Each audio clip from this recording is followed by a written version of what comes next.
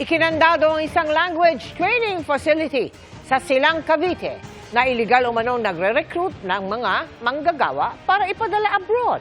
Bukod sa hindi lisensyado, daang-daang libong piso rin ang singil umano nito sa mga nagsasanay.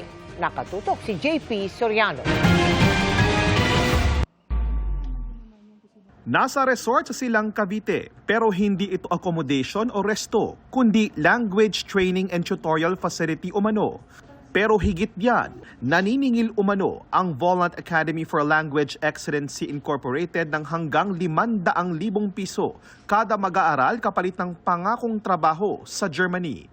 Illegal yan dahil wala itong lisensya para mag-recruit at mag-deploy ng manggagawa abroad. It's actually a front for a recruitment scheme going to Germany. Ito ay nagpapadala ng mga workers, apprentices to Germany without the necessary permits. Kaya kinandado ang pasilidad at pinasikilan ng closure order mula sa kagawaran at munisipyo ng Silang. Bukod sa nabistong operasyon, nadatnan din sa resort ang nasa 70 individual na nanunuluyan sa mga cottages at nagbayad sa language training facility. Ipapaliwanag natin kung anong nangyari sa kanila. Tutulungan po natin sila makapag-file ng complaint. Ayon sa mga tauhan ng munisipyo, hindi na rin umano alam ng may-ari ng resort na nagagamit ang pasilidad sa ganitong uri ng negosyo.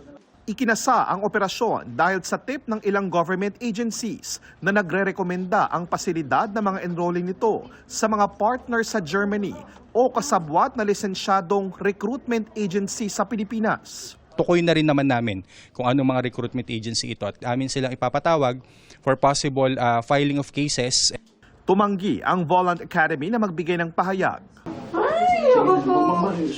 Short lang. No, ayoko po. Sorry.